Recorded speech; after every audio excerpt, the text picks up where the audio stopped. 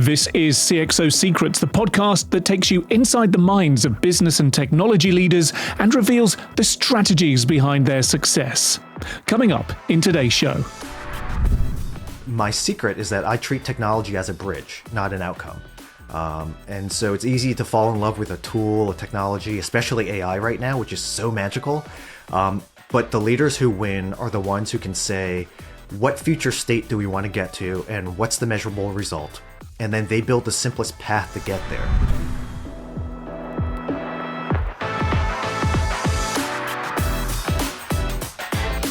CXO Secrets is powered by EDS, going beyond connections. Find out about upcoming C-level events, experiences, and insights at edsxevents.com. Dan Van Tran, CTO of Collectors. Welcome to CXO Secrets. Oh, thanks for having me here. Now, where are you joining us from today, Dan? And, well, tell me what your work week has in store. I'm located here in the middle of New Jersey, central New Jersey, on the east coast of the United States. My work week, so we are at the beginning of the new fiscal year, and so we made all these plans toward the end of last year, and now we actually have to start executing on them. So I'll be spending this week just making sure we have all our ducks in a row. So, yeah, it is very much that. We've done planning for the last 3 or 4 months of last year, and here we are at the beginning of the year. Let's go ahead and execute on that. Yes, it's making the plans come to life. And my plan for today is that, Dan, I'd like to chat to you about Collectors, what it does, what you do there as CTO. I'd like to touch on your career path and maybe some of the formative experiences along the way. And then maybe, as much as we like to talk, as we already have, about the future and all of the shiny new AI stuff, perhaps we should also talk about the past, about legacy, about tech debt, and how we should think about the stuff that we collect along the way, and maybe sometimes why it can be difficult to let go of. How does that sound for a plan? Sounds awesome. Let's do it. Right, let's talk first of all about Collectors. And I urge anyone who maybe is listening on the podcast feed and isn't watching, do see if you can pop over to YouTube or Spotify and watch as well, because, Dan, your background, the studio in which you are recording right now, is just sublime. And it seems very, very closely related to Collectors, where you work. So tell us what Collectors does, first of all. The clue's in the name, but maybe not the execution of what it does, and about your remit there as CTO. So Collectors sits behind the scenes of the collectibles world where trust is the product. So we help to answer, is it authentic? What's the condition? What's the value? And we cover a wide range of collectible categories, including trading cards, coins, video games, comic books, and general memorabilia such as game-worn jerseys. They actually do thread matching and look at video footage and make sure that the stains match up. And so it's all sorts of crazy forensics there. And so as CTO, I'm responsible for the technology that makes that trust scalable. The customer experience, the operational platforms, the data foundations, and as is the hot topic nowadays, all the AI. And we're very intentional about AI. It's a powerful hammer, but most problems aren't nails. And so we start with the outcome that we're trying to create. So in this case, accuracy, consistency, throughput, customer confidence. And then only then do we decide if AI is the right bridge, or if a simpler workflow or solution or a data fix is the right path forward. And so we always make sure that AI is more of a capability and not a strategy. I love how you describe trust as being the product there. Obviously, collecting is something that people have done for time immemorial. People do all over the world. But the business of collecting, the business of the hobby is fascinating. What can you tell me about the scale at which collectors.com operates? Are there any numbers that give me an idea of the size of the operation? Sure, yeah. I can give you a few of the current numbers from last year, now that we are at the beginning of 2026, and we have the full 2025 stats. So as I mentioned, Collectors is the infrastructure behind the hobby. So across our brands like PSA for cards and memorabilia and PCGS for coins, we authenticate, grade, encapsulate, and then attach trusted data to items so that buyers and sellers can transact with confidence. And it's not just a score on a label. It's actually, as you mentioned earlier, a trust system. a simple submission and grading workflow, population reports to know how much of that collectible is out there, consistency and data that people rely on and reference all the time. So when I stepped into the CTO seat, the industry was actually in hypergrowth mode. This was back in 2021. And to put scale on where we are at now, as I mentioned this last year, GemRate, a lot of the data I'm going to mention is from this site called GemRate. They're a popular third-party industry watchdog. And so I always like to reference it because it's neutral. It isn't controlled by us, owned by us in any way. But they reported that there were 26.8 million cards graded across all of the major grading companies in 2025. And that's up 32% from 2024. And there was a major jump from 2020 to 2021. So you can only imagine we're still in this growth mode. And the mix of cards is very fascinating. It's changing quickly. TCG, trading card games like Pokemon, and non-sport cards are up 95% year over year. And sports cards are actually down 12%, meaning more people are moving away from sports cards into Pokemon cards. And so that's really insane. But so the challenge I had when I came in was keeping the quality and trust rock solid while the demand and expectations kept rising. We were getting tens of thousands, hundreds of thousands of trading cards coming in. We had to figure out a way to scale up to match that while keeping the quality and trust consistent throughout all of our products. Because if the trust goes away, that's our core product. Nothing else is valuable to the customers. So that meant that I had to look at modernizing core systems, tightening operational tooling, leveling up our data, and being disciplined about where we use AI. Because if the AI breaks that trust, then we're in a really bad spot. But so that's a little bit about the business behind the hobby. The trust reduces the friction reduces the liquidity, and the liquidity grows the whole ecosystem. And again, AI can help there. But we need to start with the outcome of what we're doing: accuracy, consistency, throughput. And then only there do we decide what to build. And then just taking an even bigger step back there, I know we've kind of dived head in there to talking about the role that AI plays and about trust and the importance and the numbers there. But in terms of a typical user journey, let's say that I have some Pokemon cards stuffed around the back of a drawer and I want to find out A, if they are genuine, B, if they have any value, and maybe trade them or cash in on them. What is a typical end user journey when they engage with your platforms? Yeah, we definitely use AI throughout, but a lot of it actually is just built on, again, core outcomes. So ultimately, our goal is to make the hobby accessible to everyone, no matter where they are and what they have. Our vision is to allow everyone to enjoy collecting safely and easily. And so the ideal consumer app for us when we first started would be something that let our users just scan a trading card that they just opened, and it'll tell them what it is and what it's worth. The two most important questions that most collectors have. And especially if you're not familiar with collecting, it's a very hard thing to do, to know where to start. So you can achieve this using traditional methods like just image matching and OCR from the tech side, but a more intelligent way is to actually build machine learning models that can accurately determine what you're looking at. And going deeper into this, many cards actually have numerous variants. And so it's the same image, but with slightly different colors, or they're stamped with a serial number. And as a new collector, and sometimes even a seasoned one, you have no idea what you're looking at, how to enter that information, because the differences are so subtle. So what our app does is we let you just, on a mobile app, take a picture, and we'll either identify the exact card for you about 85 or 90% of the time, or we'll show you a few likely matches, and then you can visually just choose which one looks like the card that you're looking at. And then from there, you can get more information about it, like how many times, like you get the estimated value range of that card.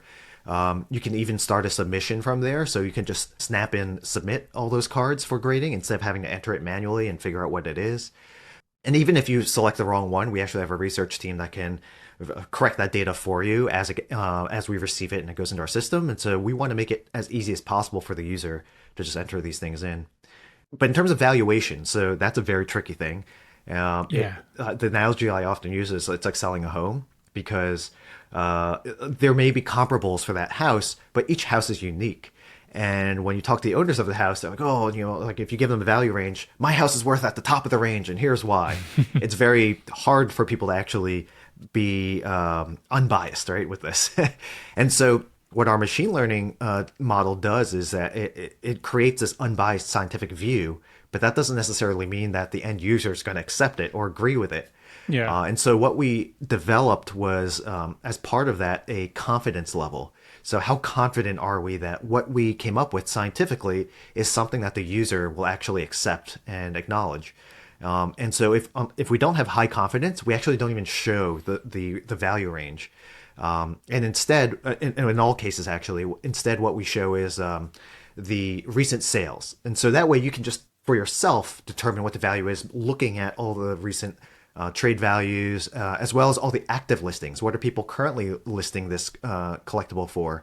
And that way you can come to your own conclusion instead of the machine learning model, which again, will do it scientifically correct, but it's coming up with a value that you may not agree with. We'll just save you that pain and show you all the data and let you come to your own conclusion.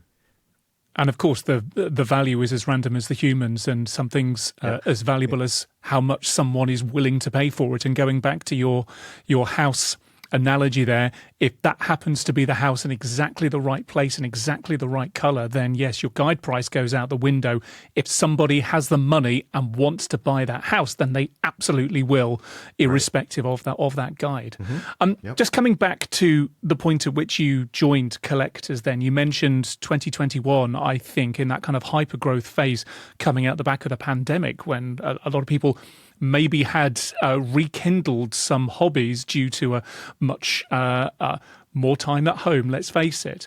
The technology stack has potentially changed an awful lot for you in that time. If we think of generative AI, admittedly, being around for 3.5 years now after you joined, how much has that changed what you saw as being your initial remit and the tech stack that you had to play with in order to do all of the valuation, all of the trust economics there? And then how has that changed the game as the capabilities of new AI type tools became apparent? Yeah, that's a great question. So just to give a little more context about what the organization was like when I came in, as I mentioned, the industry was going through hypergrowth. And so historically, Collectors was actually a pretty old company. It was founded in 1986. The card portion of it was founded in 1991. And so by 2021, it had been around for decades and had built a pretty strong customer base that was pretty consistent. It wasn't really growing too fast, just steadily. And then suddenly the pandemic happened. And as you mentioned, there was a boom. People were submitting cards in droves. There was actually a day in 2021 where the local post office shut down because they were receiving so many packages. They made us rent school buses to go and funnel some of those packages back to our headquarters so that they can process the rest of the mail. We actually ended up, when I joined, they had a 12 to 14 million trading card backlog. And that's just trading cards. And again, we have multiple categories. Trading cards alone had 12 to 14 million that were unprocessed. And when I asked, when I was going on a tour of the operations, I asked the operations manager, so how long would it take for you to actually process that backlog? And they mentioned, after calculating some numbers, about 2 to 2.5 years. And now keep in mind that SLA for returning some of these items was 2 months at most. And some of them were actually far less than that. So they were well out of their SLAs at that point. So coming in, I looked at the technical organization to understand what I'm working with, where we're starting. And there were around 22 people in the technical organization. And the company itself, though, was 750 people, growing to about 1,200 people by the end of that year, with only 22 people in tech that were supporting them, 11 of which were software engineers. They owned 300 web domains, a dozen mobile apps, dozens of products and applications internally, 11 software engineers to manage all of that. Wow. One network engineer, one systems engineer, no database engineers, really. Security was spread across multiple people. They had no dedicated security team, data team, product management team. Even HR, just to give you a sense of the scale, HR was one person with 2 temps. They didn't really have a full, like company ecosystem to scale as the customer scales. So what were all the rest of the people doing there? it seems though there were a lot of people, you mentioned 700 scaling up to 1,200. What Yeah. were all the rest of the people in the company doing if they weren't working in some of those core functions? Yeah, this was one of the things that was really fascinating to me because I came from traditional tech companies. Yeah. So this was more of an operational company. It's more of an Amazon warehouse sort of thing. So Right. most of the people were actually running operations. Unlike Amazon, though, with their fancy robots and all that sort of stuff, they didn't have any of that. Everything was manual. So you actually even had people, they used the system where you put cards in the boxes and you use stickers and barcodes to identify everything. And it goes through the loop. And at the end, you actually have someone taking the stickers off just all day, taking stickers off these boxes so they can be reused. Wow. That was one job. And so there were a lot of jobs like that because, again, when you're at a smaller scale, these make sense. These jobs make sense, especially when you're starting out and you're just building this business. It makes sense to have roles like that. But over time, as you scale, you have to take a look at these things and the overall process and figure out, okay, so how can we make this better, faster? The problem was, unlike other companies and industries, they didn't have the time to catch their breath as it was increasing. Yeah. It just was increasing at such a rate that I've never experienced hypergrowth like this before. And so they couldn't even hire quickly enough the people to do these jobs. And keep in mind, again, trust is the core of the business. So you don't want to hire people who are going to do a poor job or are going to break that trust with customers. So they had to still be a little bit picky. They couldn't just grab people off the street. So this slowed down the hiring, which then made the backlog worse, and again, no technical solutions because they only had 22 people that were doing all sorts of things. So when I came in, this was the situation. And so I had to assess, okay, so what is the bridge to get us to a place where everything's under control? And part of this was a technical solution. A lot of it actually was a technical solution, but technology takes a while to build. And also, a lot of the work is operational. And so Yeah. are there other things that we can do to actually make the operations faster? So instead of my initial thinking, which was, build better internal software, build better operations management systems, a lot of it was actually just finding the problems of where the bottlenecks were in the physical process and just putting a little bit of, just a little bit of technology around that. So one part of the process, they were actually using Post-it notes and spreadsheets to track everything. And I was like, well, what if we build some automation where you actually have a database and it can still populate the same spreadsheet, so that way it's not a major change for the people who are operating, but it'll happen behind the scenes without them needing to touch anything. And so it's little things like that that then help to speed up that portion, and you go to the next one. Okay, so for the research process, everyone has these great encyclopedias, all these catalogs, and over the years of just what are these trading cards, what are these collectibles, can we digitize more of that so that they don't have to get up and look into an old catalog and a book? And so, we just started looking into that. And so it was a lot of small changes like that initially. And on top of that, it was on the other side, starting to build up the tech team to have the right structure, the right people, and to determine, all right, for the people who are here today, we want to keep as many of them as possible. Some of them have been there for 25, 30 years. So they have a ton of industry knowledge. Unlike any, of course, startup or any other company even, people don't stay for 20, 25 years anymore at a company. These people did. And so you want to preserve that knowledge. And so I wanted to find a new role for them, or just how to help to invest in them so that they could make the use of their skills and then fill in the gaps or go out and figure out how to hire people. And we didn't have a recruiting team, so I had to come up with recruiting materials, the interview kits, and even things like the pitch. Yeah. It's a collectibles company. I'm an engineer. Why do I need to go to this company that's mostly operational people? And so just coming up with the vision and the pitch to attract people, and then the evaluation of them, and then even determining, all right, so what are the team structures? What are the roles? What does the future look like? And then the next phase, and then where we are today and how to bridge it. So it was a lot of things going on, but hopefully that answered some of your questions. A couple of things strike me there, Dan.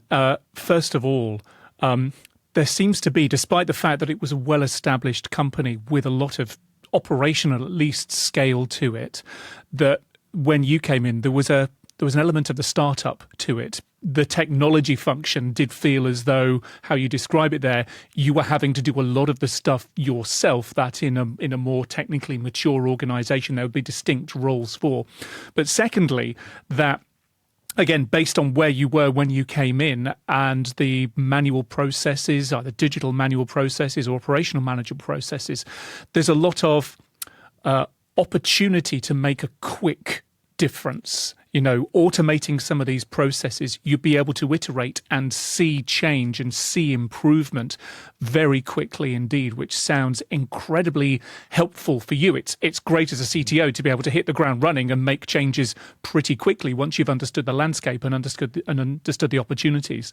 Back to my question though about what role AI, the changing face of AI, how has that changed where you are now? I mean, one answer could be that, well, actually, not all that much because it's the machine learning side of AI, and yes, the capabilities have certainly accelerated, but in terms of generative, maybe not so much. But you tell me, has it changed that much for you over the last 3 or so years?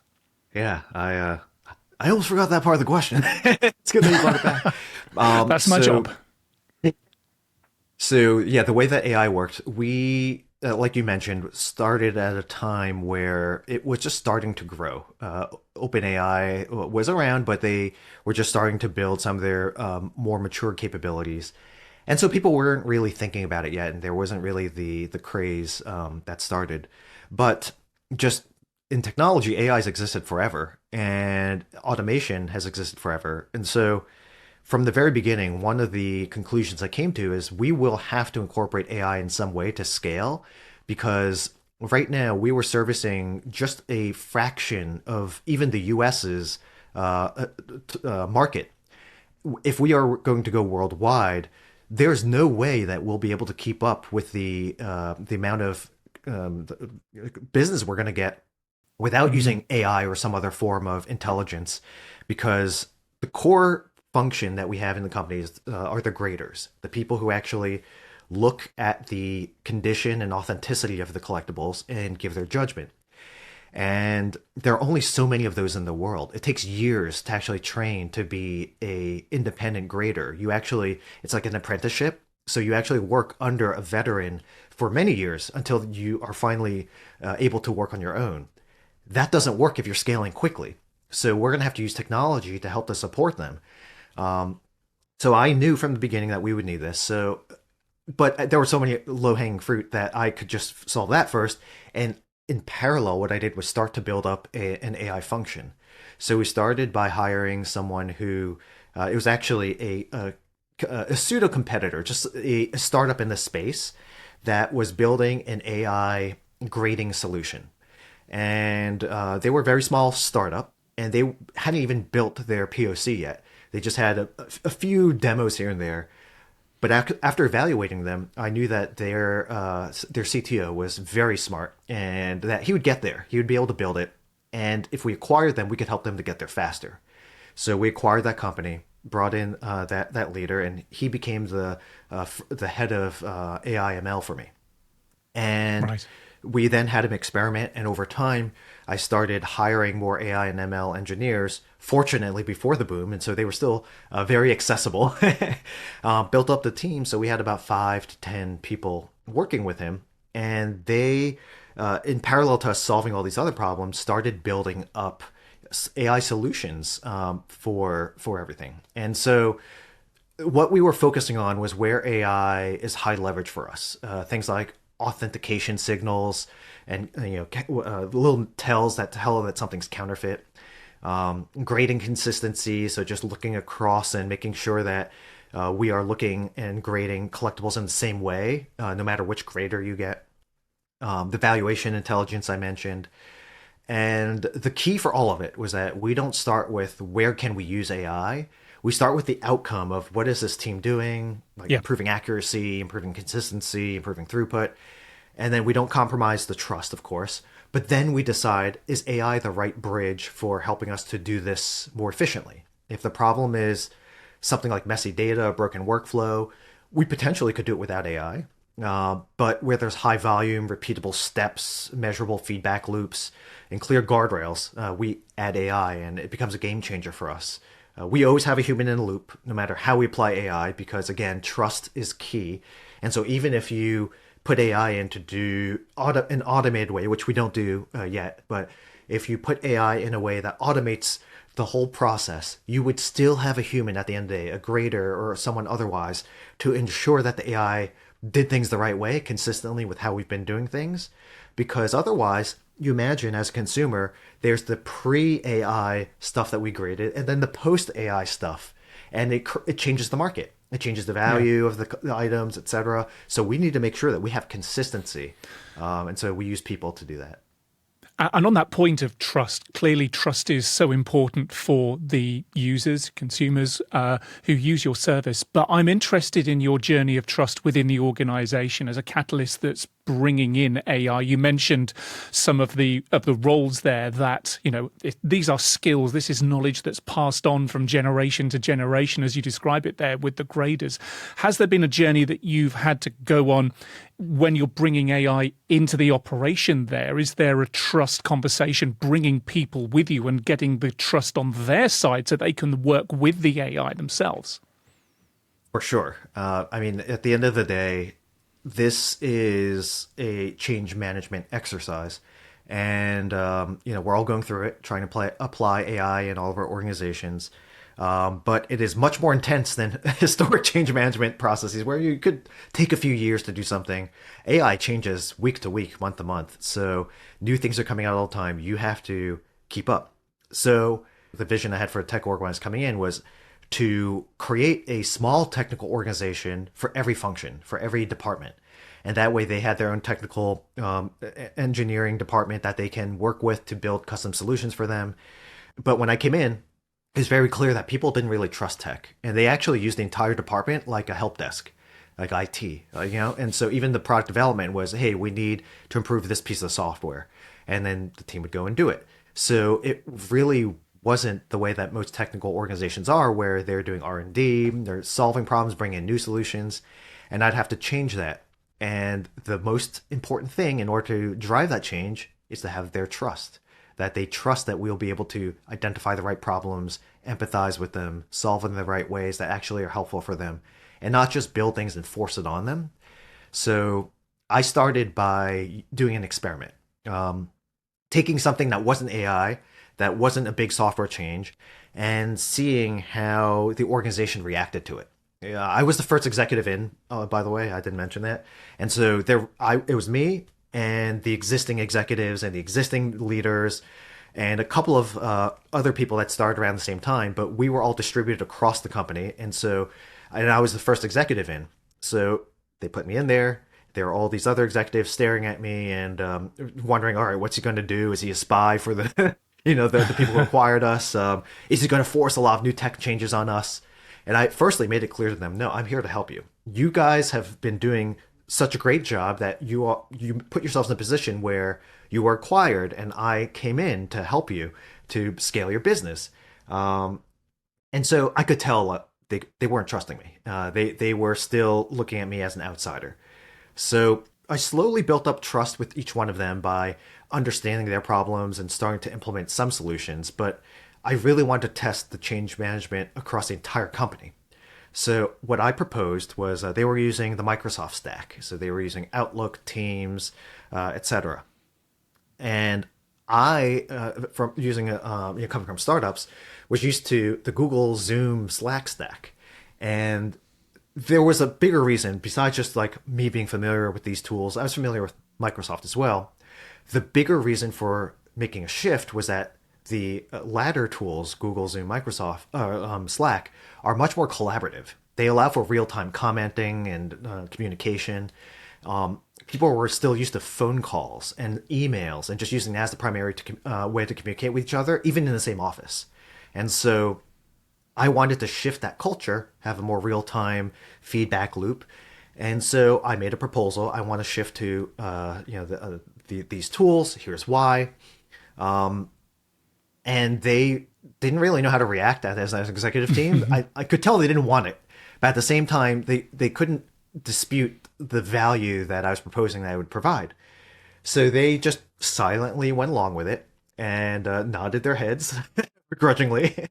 But so I started building up these plans. I actually enlisted the help of an outside consulting company to help with the change management, given that the company was big, 1,200 people at that time.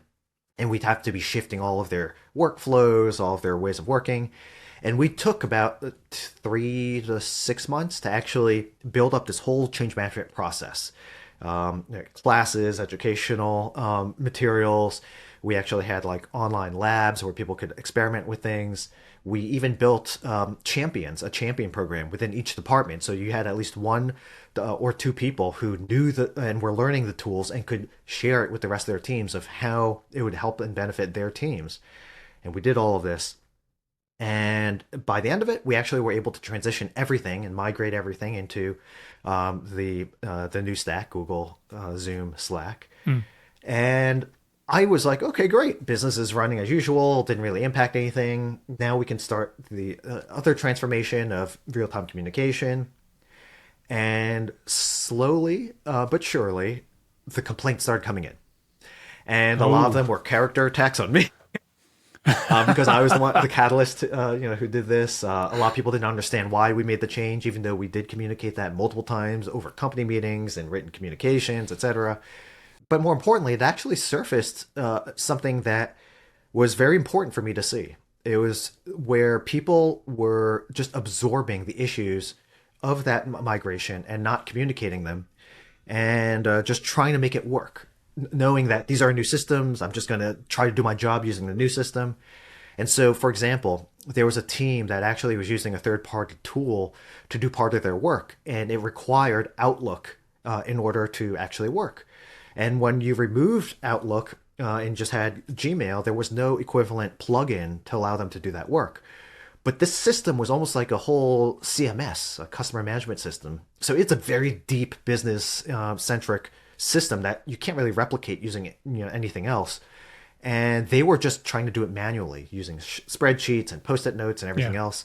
And they were very upset about it, that the change made them reduce their work and their throughput and made their lives really hard. And it wasn't until a complaint surfaced, and then it was traced back to that team. And then we went to talk to that team, and that's when we realized, after doing these interviews with them, that, oh, that actually really sucks for you. And we are more than happy to find a solution that works and will make your lives better. They were pleasantly surprised. They were expecting us to just say, deal with it.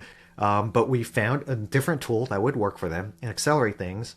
And then it actually made them work faster than the previous solution. So they were happy.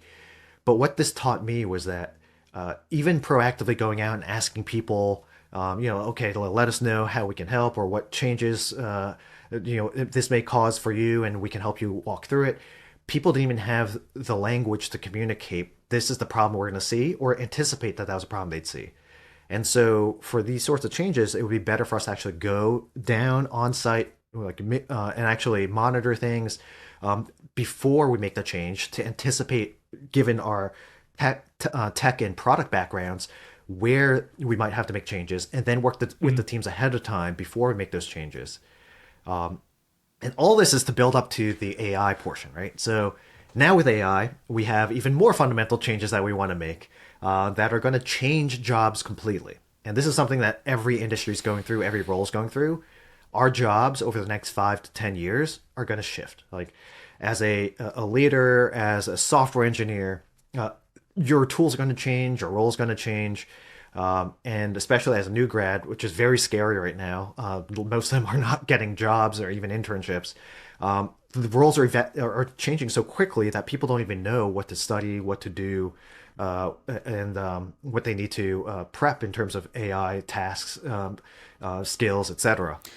So you have all this change happening. You have your people here today. You have all these AI tools. How do you brace them for that impact, right? And so what I've been trying to do is go to each one of the leaders, and even the leaders, the executives themselves, are unsure how their departments are going to change.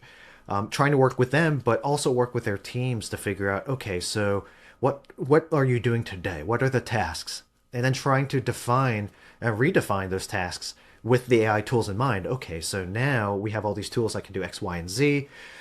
These are the things that you're trying to achieve. What are the outcomes that that task and the workflow is trying to achieve? Using that outcome, now imagine we were to rewrite it today. If we were a startup building it again from scratch, and we have all these AI tools. Okay, what would we build? Now we have that vision. What can we do today to take what we have and build a step toward that without overwhelming people or shifting things so much that it affects the business and the productivity, the revenue. And so a lot of my current work and what I have one of my leaders doing is actually looking at the internal evolution of AI and help teams to embrace it, look for where the opportunities are, and then actually help to define a roadmap for them. But it's a really big challenge. It's a really fundamental change in pretty much everything we do. And going back to the point you made right at the beginning, it's a change management exercise. It's one that we're all going through either in our workplaces or frankly in our non-working lives as well. There is change happening right now, and there are lots of different ways in which we can try to take that on board, to turn it away, to embrace it. And there's no right answer to any one of those things. It really is kind of on a case-by-case basis, as it sounds like you are finding on your journey there with Collectors. You've been on a real journey in the 3, soon 4 years that you've been there, at a really interesting time in an absolutely fascinating industry that I don't think many people know a great deal about. And it's been great to hear about your journey there. I mean, we're almost out of time for today, unfortunately. There's so many more things that I would love to have spoken to you about, including that incredible display behind you. You are clearly so passionate about collecting, and you are working in the industry in which you are passionate about. Another time, I'd love to talk about how maybe that impacts or influences your leadership there. But we are going to have to wrap things up almost for today. There are some questions, though, that we ask all of our guests here on CXO Secrets before we let them go. And, well, the first one is, there's a clue in the name. The show's called CXO Secrets. So, Dan, if you could put your modesty to one side for a moment, what attribute do you believe has helped you to shape the role and the approach that you have to it today? Yeah, it's a great question because there are some things that are innate that you just do, and some things that you build out of habit. And I have no idea which one of those led to this skill, but it's been very valuable for me. So I mentioned it earlier, but my secret is that I treat technology as a bridge, not an outcome. And so it's easy to fall in love with a tool, a technology, especially AI right now, which is so magical. But the leaders who win are the ones who can say, what future state do we want to get to, and what's the measurable result? And then they build the simplest path to get there. They focus on creating an organization that can execute that way repeatedly, and they avoid the shiny object churn and keep their teams focused on the ultimate goal instead of the tools themselves. And so optimizing for outcomes, not theatrics, I'd like to say.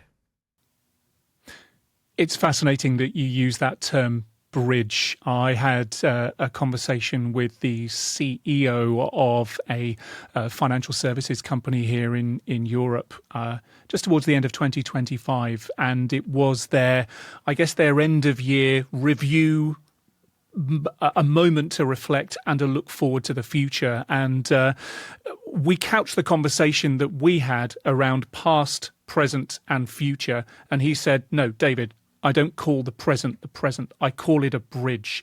It's the bridge that we need to cross in order to get to the future that we want to happen. And that strikes me as very, very similar to your definition of bridge. You've got the as is or the as it has been. You've got this vision of what you want to be, and you are building these bridges in order to get there. And boy, do you need to get those bridges right. Yeah. Bridges can be quite complicated at times as well. Yeah, no, for sure. I mean, and if you think about the present becomes the past in a second, right?